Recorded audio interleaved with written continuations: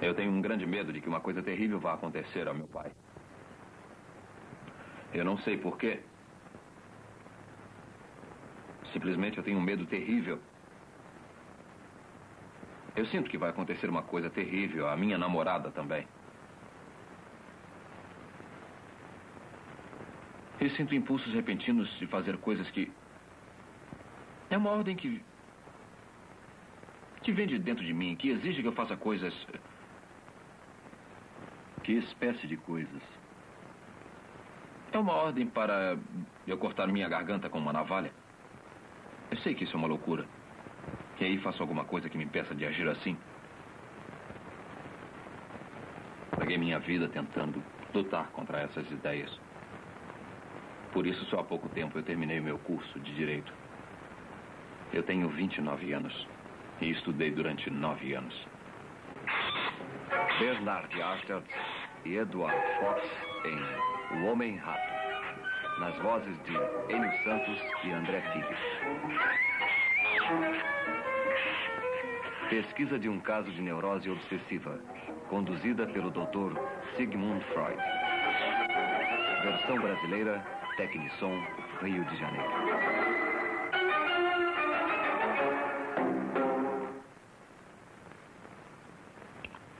É tudo bem claro. Como se eu ouvisse a minha própria voz. Só que, na verdade, eu não estou falando.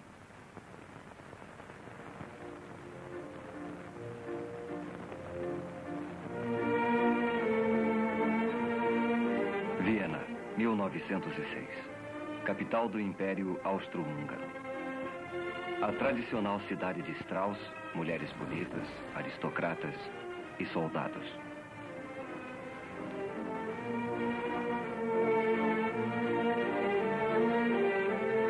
Mas Viena foi também o centro da nova ciência da psicanálise. O Dr. Sigmund Freud, um jovem médico que estudava as doenças mentais, ficara fascinado pelo conceito do inconsciente da mente e como seu funcionamento secreto afeta o nosso dia a dia. A maioria dos pacientes de Freud era formada de vienenses da classe média. Seus problemas e comportamento o levaram a crer que o motivo de tanta debilidade está escondido em nosso inconsciente e que são as experiências reprimidas e esquecidas de nossa infância que formam o inconsciente.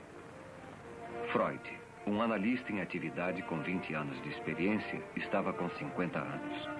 Ainda pesquisava e aprendia com as experiências de seus pacientes. Eu não tenho relações frequentemente, porque não tenho oportunidade.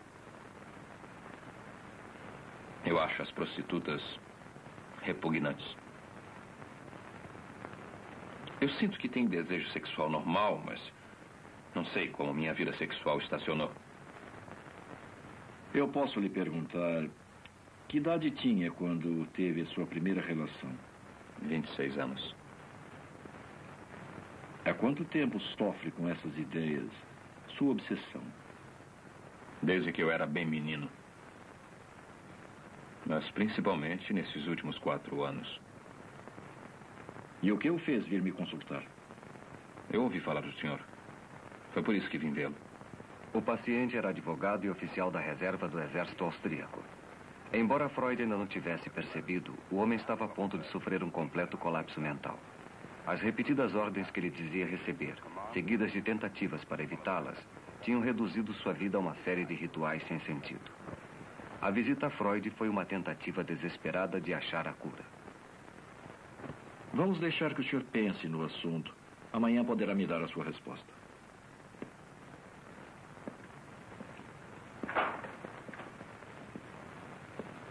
Eu vou falar com a minha família a respeito. Como eu devo lhe pagar? Pode me pagar mensalmente, aos poucos. 70 florins para 70 ratos. Então eu lhe vejo amanhã. Passe bem. Passe bem. Freud não conhecia a extensão da doença do paciente. Mas se o inconsciente é o produto de experiências reprimidas da infância, eram esses acontecimentos esquecidos que Freud teria de revelar. Freud já havia percebido que os temores do paciente de que alguma coisa ia acontecer a seu pai e a sua namorada eram essencialmente absurdos. Durante todo o período de tratamento, Freud anotou detalhadamente as condições do paciente. Essas anotações, ele as usou como base para a conferência que fez no primeiro Congresso de Psicanálise, realizada em 1908. Anteriormente, as ideias de Freud foram constantemente combatidas com hostilidade e discórdia. Mas o caso do homem-rato forneceria a confirmação mais dramática de suas teorias. Ilustres senhores, os conhecimentos que vou lhes transmitir agora talvez não sejam por si mesmos satisfatórios, mas podem servir de ponto de partida para o trabalho de outros pesquisadores. O esforço comum poderá trazer o sucesso que talvez esteja além do alcance do esforço individual. A façanha mais notável de Freud foi penetrar no funcionamento interior da mente. Ele a conseguiu desenvolvendo uma técnica completamente nova de comunicação com o paciente. Depois de nossa primeira entrevista, levei-o a concordar com a única condição de tratamento. O senhor deve dizer tudo o que vier à sua cabeça, mesmo que lhe seja desagradável, que pareça sem importância, irrelevante ou até mesmo sem sentido.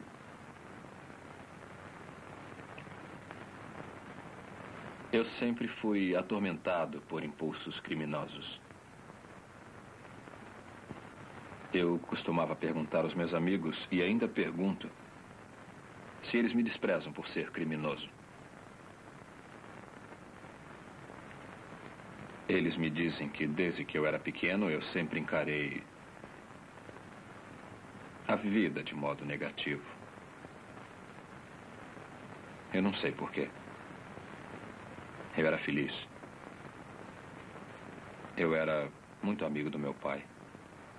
Sempre fui, toda a vida. Costumávamos conversar um com o outro sobre tudo. Menos sobre uma coisa. Nós tínhamos em casa uma jovem governanta chamada Senhorita Peter. Essa cena veio à minha cabeça bem distintamente anos mais tarde. Ela usava pouca roupa. Eu estava deitado ao seu lado.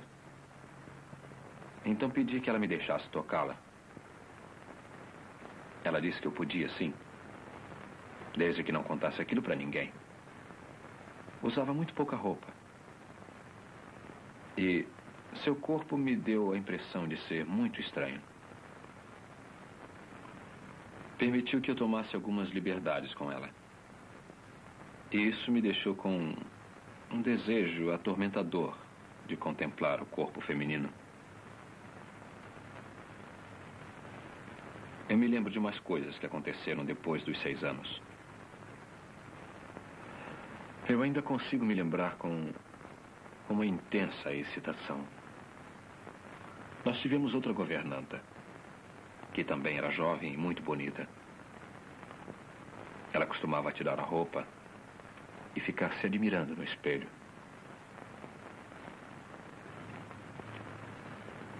Eu ficava esperando, ficava queimando de curiosidade para poder vê-la bem.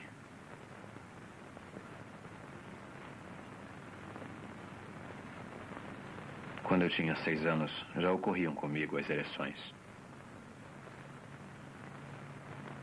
Eu tenho a sensação de que havia alguma ligação entre elas e a minha curiosidade. E eu tinha a mórbida impressão de que meus pais sabiam o que eu estava pensando. Mas tinha um pressentimento de que, tendo esses pensamentos, alguma coisa terrível iria acontecer. E eu devia fazer tudo o que pudesse para evitar que ela acontecesse.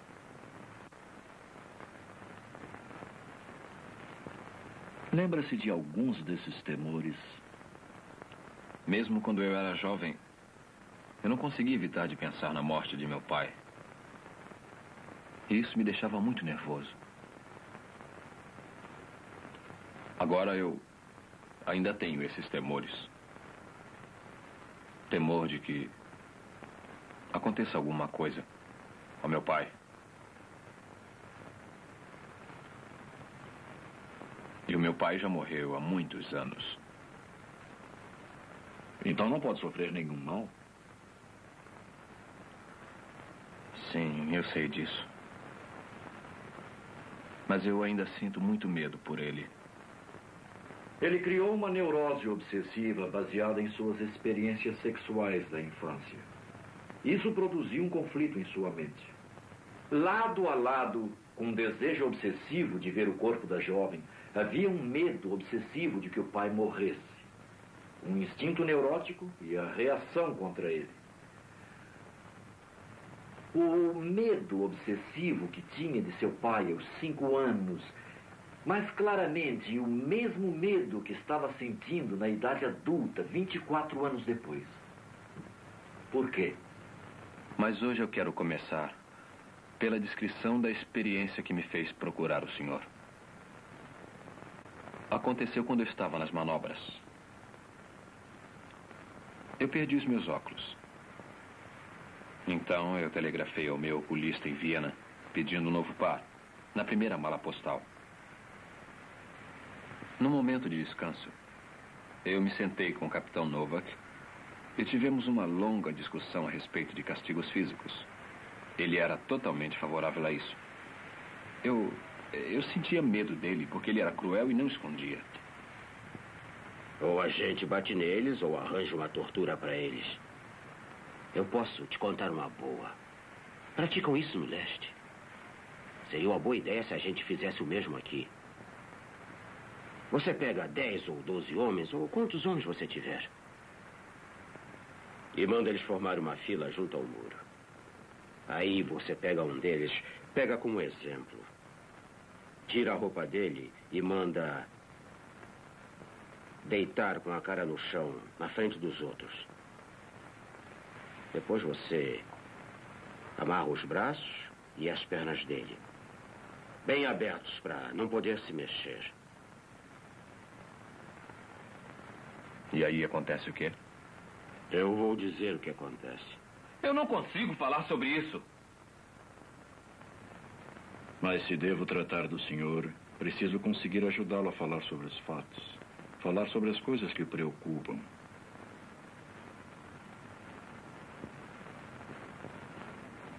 O prisioneiro foi trespassado.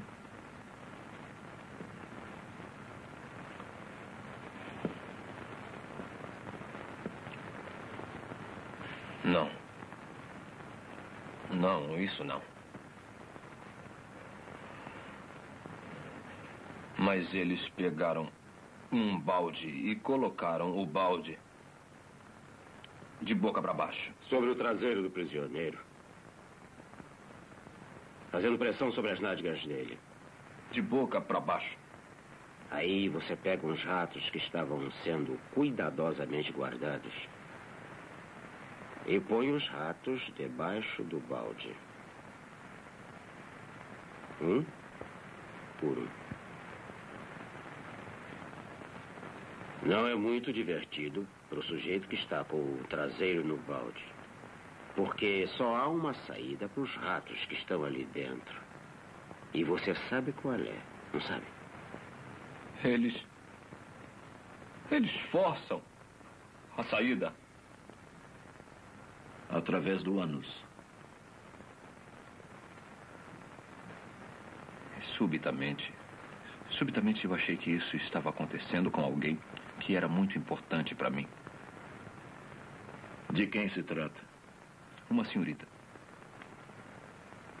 Uma senhorita que eu admirava muito. Eu achei que a ideia era muito pouco comum para mim. Eu não costumo pensar dessa maneira. Eu acho mesmo que isso passou pela minha cabeça.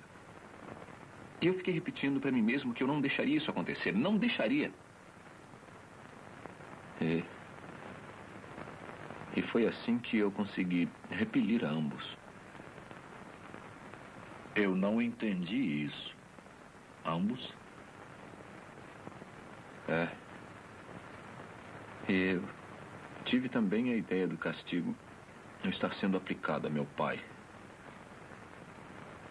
E teve essa ideia, muito embora seu pai esteja morto. Naquela mesma noite, o capitão Novak trouxe um embrulho que chegou pelo correio.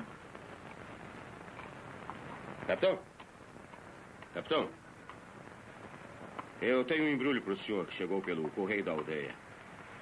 Eram os meus óculos novos. Os óculos que eu pedira em Viena, mas eu já contei isso para o senhor. O tenente Alex pagou o frete para o senhor. O senhor vai ter que pagar a ele. Não vou pagar, senão os ratos pegarão meu pai. Eram apenas meus pensamentos. Então eu mudei de ideia. Sim, obrigado. Eu vou pagar. Eu fiz um juramento de que os ratos não o pegariam. Meu cérebro recebeu a ordem de que eu devia pagar o dinheiro ao tenente Alex, como o capitão Novak me dissera. E o senhor pagou?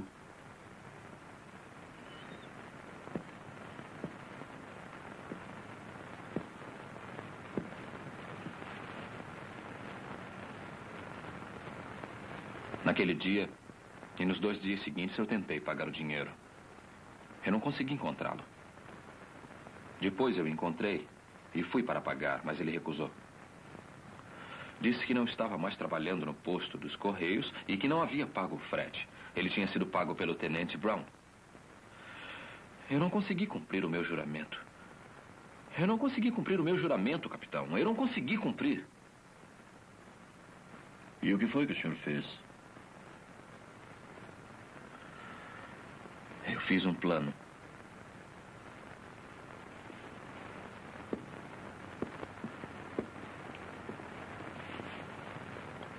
Eu iria até o posto dos Correios e o tenente Alex e o tenente Brown iriam comigo. E pediria ao tenente Alex para dar o dinheiro à moça da caixa do posto. Ela daria ao tenente Brown e ele estaria reembolsado. Aí eu mesmo pagaria ao tenente Alex e não deveria mais nada a ele. Cumpriria o meu juramento e salvaria meu pai dos ratos.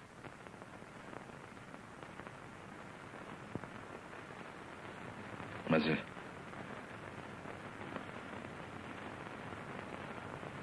eu fui covarde.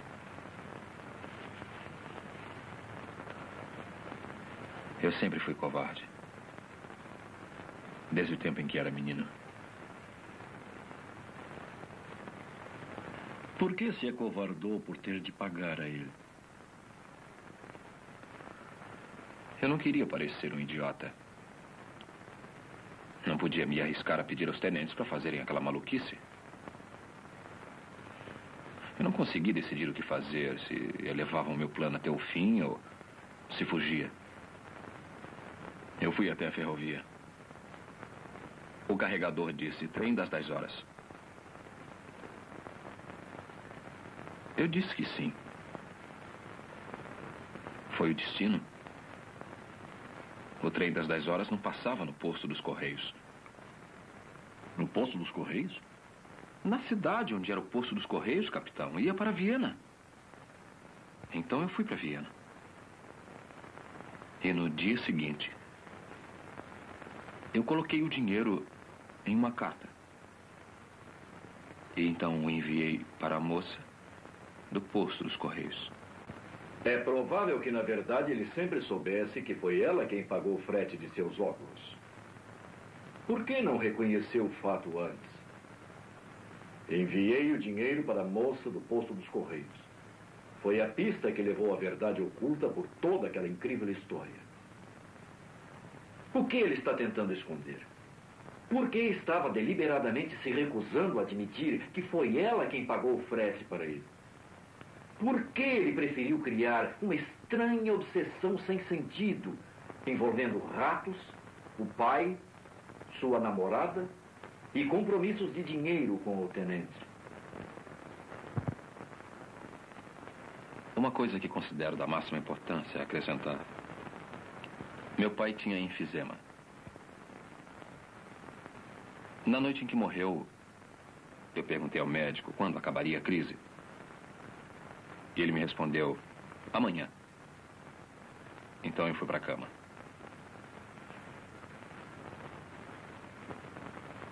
Meu pai morreu naquela noite. Nunca entrou na minha cabeça que ele pudesse morrer. E ainda não consigo entender que esteja morto. Só depois de quase 2 anos de sua morte foi que eu comecei a me preocupar com isso. Comecei então a me considerar um criminoso. Porque eu não estava presente quando ele morreu. Foi imperdoável. Porque afinal eu era o filho dele. Então eu sou um criminoso. Eu vou tentar explicar. O que precisamos fazer é encontrar as ligações certas.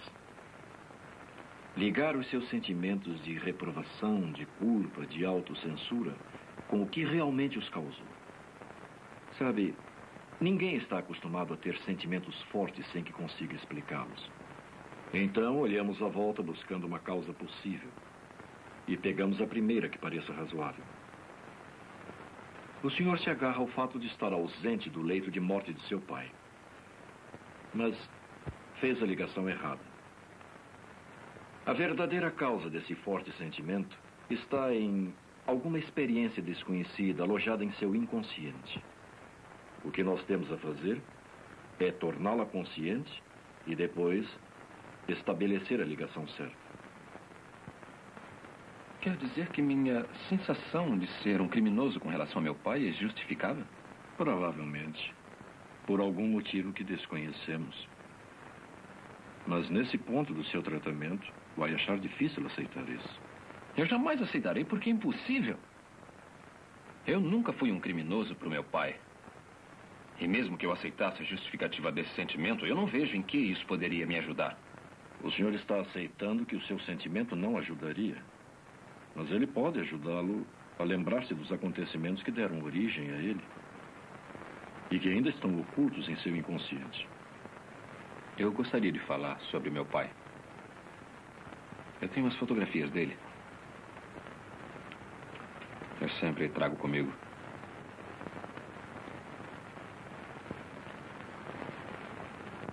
Ele era um homem excelente.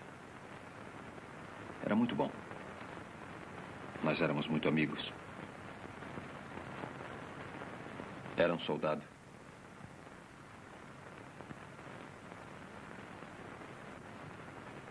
Isto é apenas um pensamento isolado, sem nenhum significado.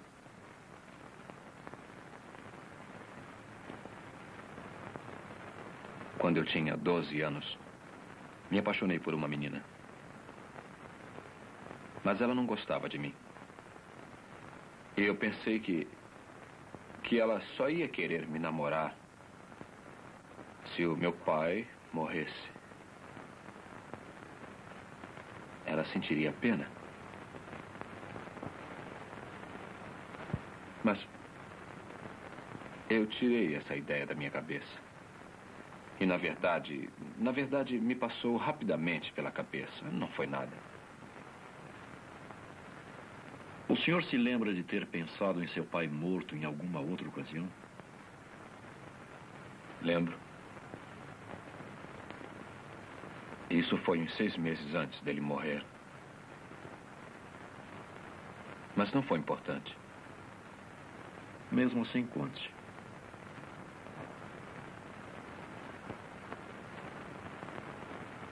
Prefiro não pensar nisso.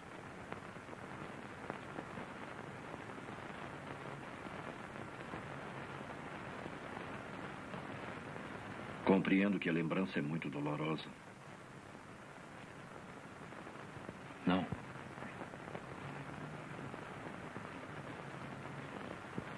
Eu não consigo me lembrar.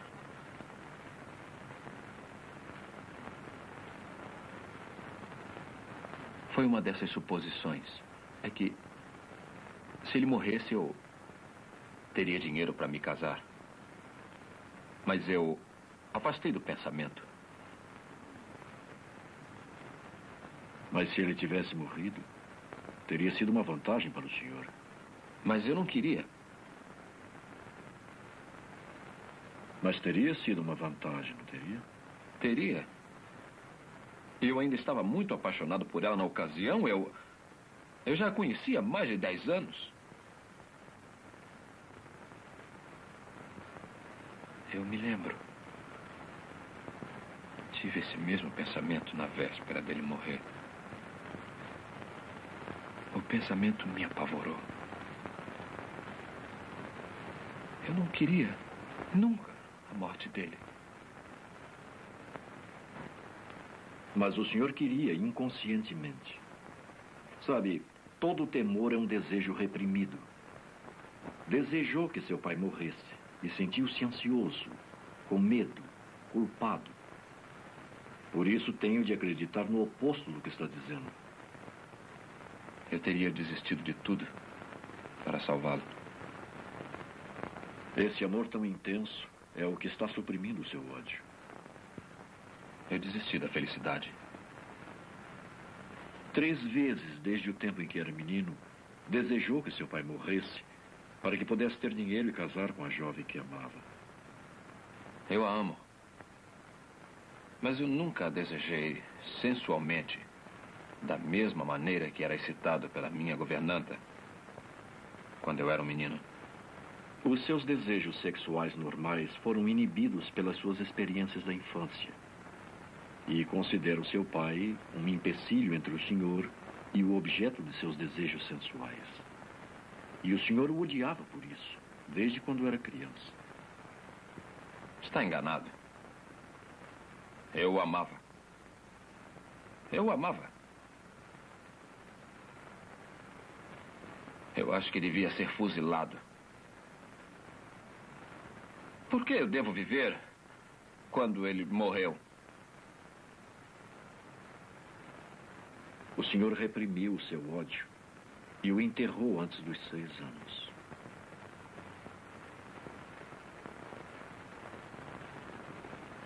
Uma vez eu tentei matar meu irmão. Nós éramos meninos. Eu carreguei a minha espingarda de brinquedo com uma vara. Depois eu disse para ele que se ele olhasse para dentro do cano, ele ia ver uma coisa. E puxei o gatilho.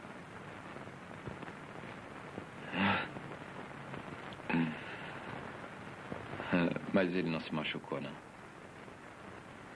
Mas foi a minha intenção. Eu fiz isso. Diz minha memória. Você não pode ter feito isso. Diz o meu orgulho. Mas você fez isso. Diz a minha memória.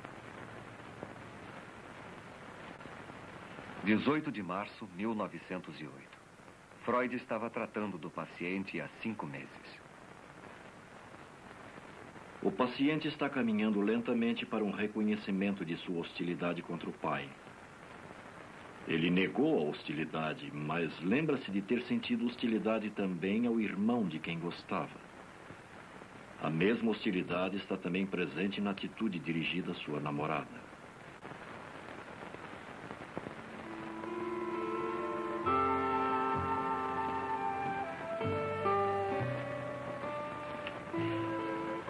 Nós estávamos no lago, num barco. Ela adorava andar de barco. Mas eu temia que ela se resfriasse. Ela não usava roupas próprias para andar de barco. Então eu pedi a ela para colocar o meu chapéu. Ela recusou. Disse que ia ser uma bobagem. Mas eu forcei. Olha, vai chover. Eu acho que não. Vai, você vai se molhar. Você devia estar usando uma proteção. Não, eu estou perfeitamente bem. Pode deixar, Paul. Ponha o meu chapéu para você não se molhar. Não, eu estou bem, Paul. Ponha o meu chapéu. Que bobagem. Ponha o chapéu. Não. Ponha o chapéu. Não. Ponha o chapéu. Não. Ponha o chapéu. Não ponho. Ponha o chapéu. Não. Ponha o chapéu. Ponha o chapéu.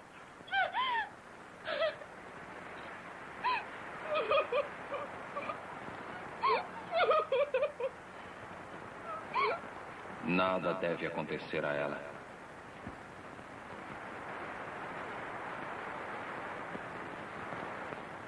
Nada deve acontecer a ela.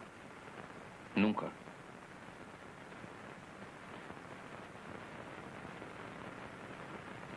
Eu estava esperando por ela. Eu já não havia uma porção de dias. Mas havia uma pedra na estrada. E eu pensei que, se as rodas da carruagem batessem na pedra, Gisela podia morrer. Então eu peguei a pedra e a coloquei fora da estrada. O senhor queria protegê-la. Jurou que nada aconteceria a ela. Aí eu vi como eu tinha sido absurdo. Peguei a pedra e a coloquei de novo no lugar em que estava.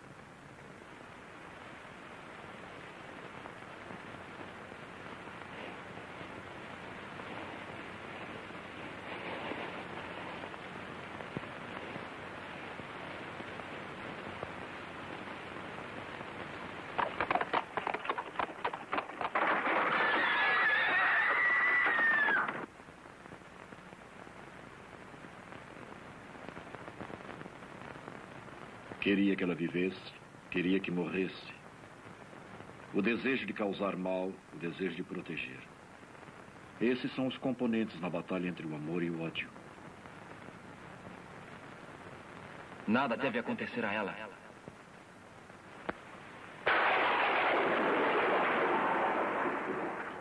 2, 3, 4, 5, 6, 7, 8, 9, 10, 11, 12, 13, 14, 15, 16, 17, 18, 19, 20, 21, Antes de 40 há o perigo dela morrer. Dela morrer. Morrer! 34, 35, 36, 37, 38, 39, 40! 40! 40! 40!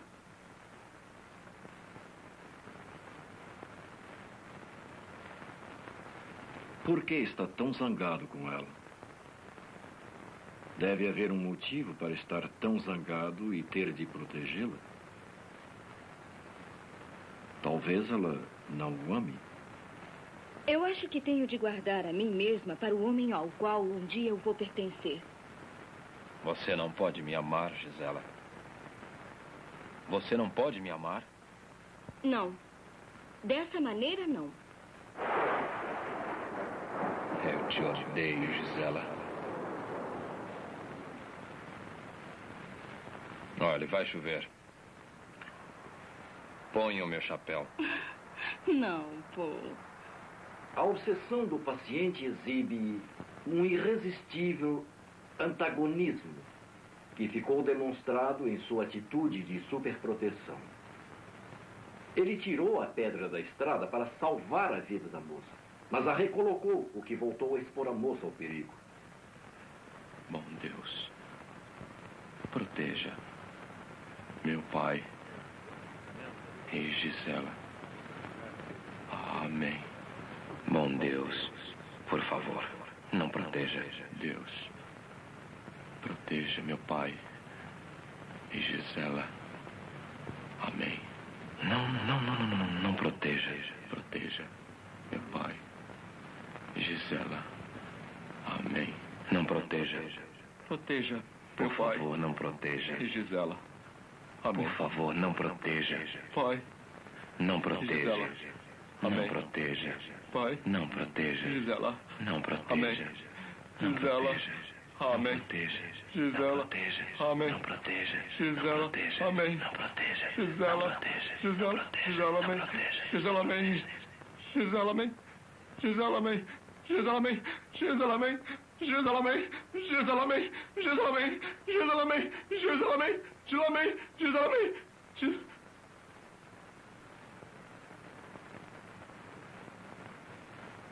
Em suas orações, ele tentou afastar o que considerou ser o seu pensamento mau, luxurioso para com Gisela. Uma oração de proteção para Gisela. Ele repetia tão depressa que nenhum mau pensamento poderia interferir. Mais tipicamente, a palavra proteção é que continha verdade, aquilo que devia ser afastado.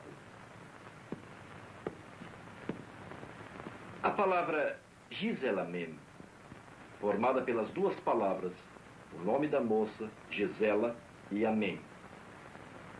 Repetindo seguidamente, muito depressa, tornaram-se Giselamen, Giselamen, Giselamen, Gisela Semen.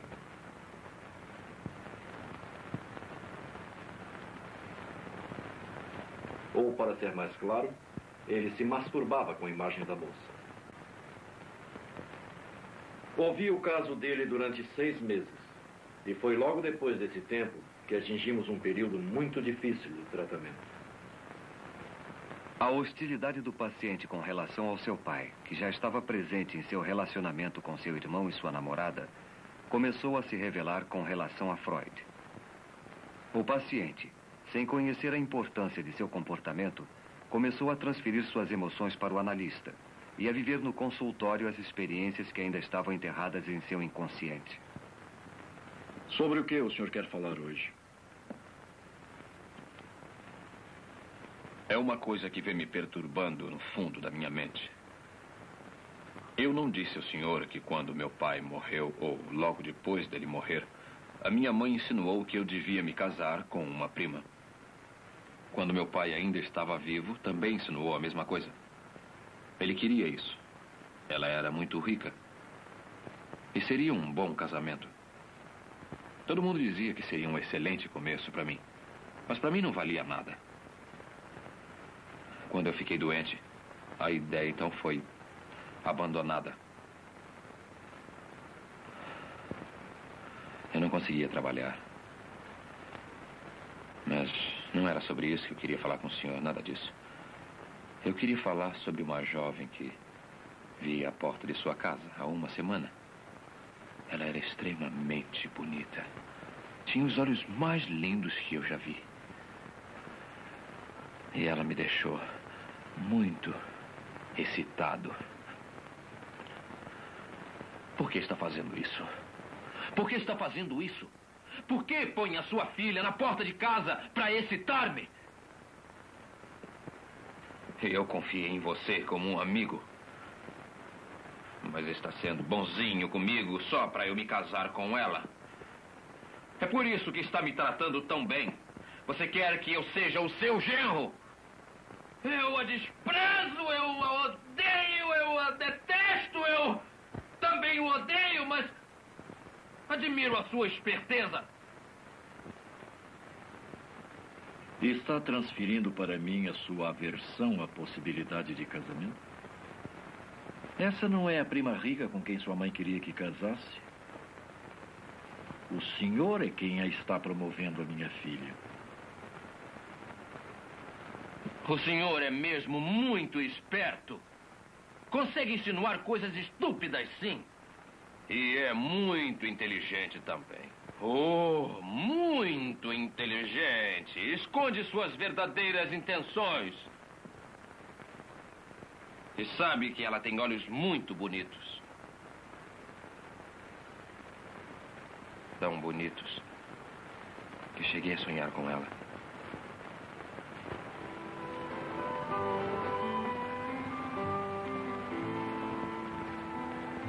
Freud atribuía grande importância aos sonhos, como sendo um meio de revelar o inconsciente. Porque ao dormirmos, o nosso consciente está desprevenido. As ações em nossos sonhos, interpretadas corretamente, dão uma clara indicação dos desejos reprimidos e ansiedades alojados em nosso inconsciente.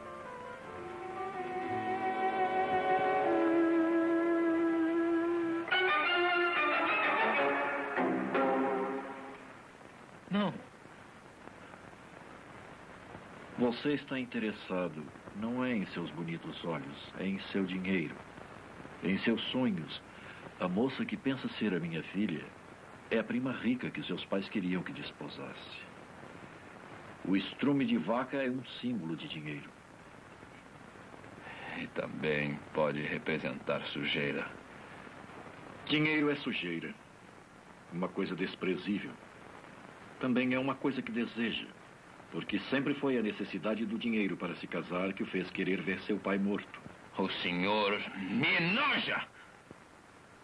Porque o senhor me transformou no pai que quer que se case com a prima rica. E está zangado por isso. É o que traz de volta todo o conflito de sua mente. Devia permanecer fiel a Gisela, a moça quem amou, ou devia se casar com a prima rica, como seu pai queria? Não sabe decidir. E para evitar enfrentar o problema, ficou doente. Não podia trabalhar porque não queria trabalhar. Se o senhor se formasse em direito, o combinado seria de que se casasse com a prima rica. Mas o senhor não queria. E foi por isso que levou 9 anos para conseguir se formar.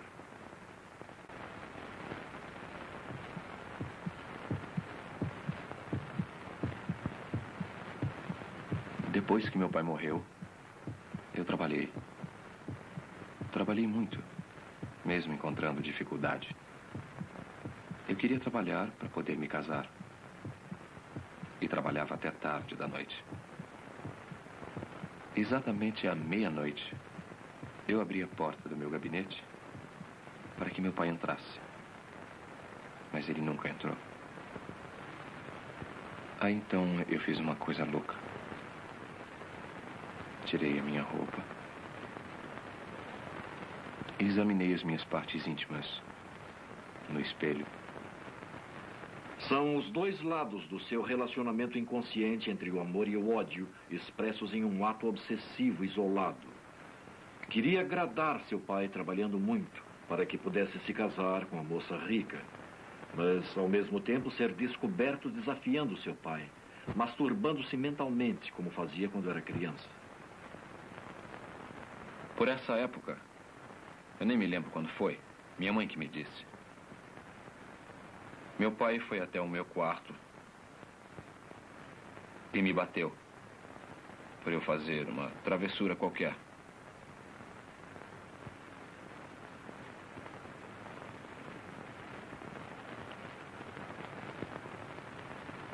Eu tinha mordido alguém. A surra de seu pai estava ligada em seu inconsciente às suas travessuras sexuais. Eu mordi alguém e ele me bateu por isso. Seu rato! Rato sujo, imoral! Por que não me põe lá na rua? Está me transformando no pai com quem está zangado. Não. Não. Não. Não. Eu não vou machucá-lo.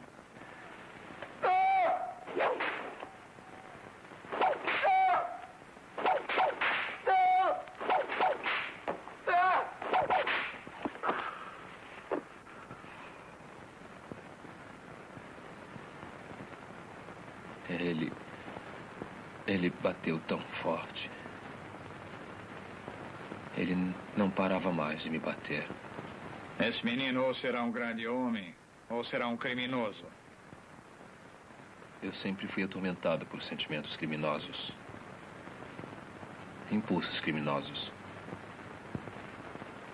Gradualmente, o paciente foi convencido. O pai que ele amava também odiava. Meu pai morreu há muito tempo. Então não lhe pode fazer nenhum mal. Eu sei disso. Mesmo assim, ainda receio. Ele reprimira seu ódio aos 6 anos de idade. E esse ódio apenas apareceu como culpa, aparentemente sem motivo, e uma neurose obsessiva.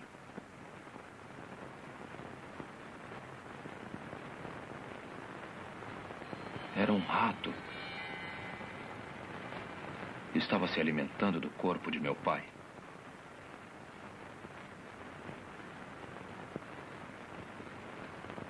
O tratamento chegara ao seu ponto de retorno.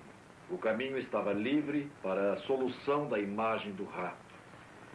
Tendo aceito, depois de uma luta de 10 meses, a relação de amor e ódio com seu pai, ele estava apto a me contar coisas que eu pude refazer e explicar os motivos das histórias sobre os ratos. A história de ratos do capitão tornou-se o ponto central de referência para uma série de associações retrocedendo até a sua infância. E ratos adquirem uma série de significados simbólicos. Foi arranjar dinheiro para poder se casar. O motivo de querer ver seu pai morto. Dinheiro é sujeira. Uma coisa desprezível. E ratos são a mesma coisa. Tantos florins por tantos ratos. Quando eu era menino, eu vi ratos serem mortos com pauladas.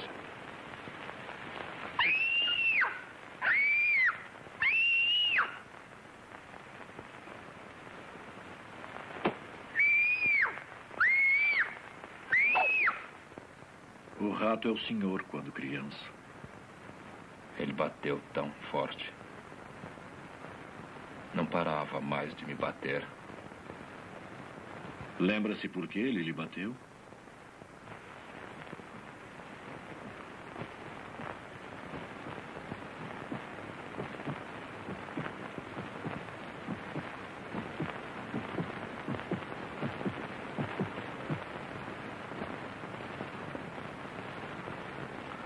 Eu mordi alguém. Ele não parava mais de me bater. Assim, no rato, o paciente viu uma imagem viva de si mesmo. A crueldade do capitão Novak e seu amor ao castigo corporal também lembraram inconscientemente as surras da sua infância. Em seus delírios obsessivos, o paciente imediatamente ficava hostil com seu pai. A tortura do rato devia ser aplicada a seu pai, mas ele o amava e, para protegê-lo, fez um juramento. Eu preciso devolver o dinheiro ao tenente Alex. Senão os ratos vão pegar o meu pai. Esta foi uma promessa que não pôde manter, porque sabia que, na verdade, devia o dinheiro à moça dos Correios. No dia seguinte, enviei o dinheiro para a moça do posto dos Correios. Ela sabia que nós nos gostávamos. Foi por isso que ela pagou o frete para mim. Por que o senhor não foi diretamente ao posto dos Correios e pagou ela, pessoalmente? Porque estava com medo. Estava interessado nessa moça. Gostava dela. Pensou em dormir com ela. E se dormisse, seria infiel à moça a quem amava, Gisela. Mas desistindo de Gisela, estaria agradando a seu pai, que, embora estivesse morto, queria que se casasse com a prima rica. Inconscientemente, o senhor suprimiu o fato de que devia dinheiro à moça dos Correios, porque lembrava conflitos que eram muito penosos para serem lembrados. Conflitos que o fizeram em pedaços desde o começo de sua doença. Não sabia se continuava a obedecer seu pai ou se devia se manter fiel à mulher que tanto amava.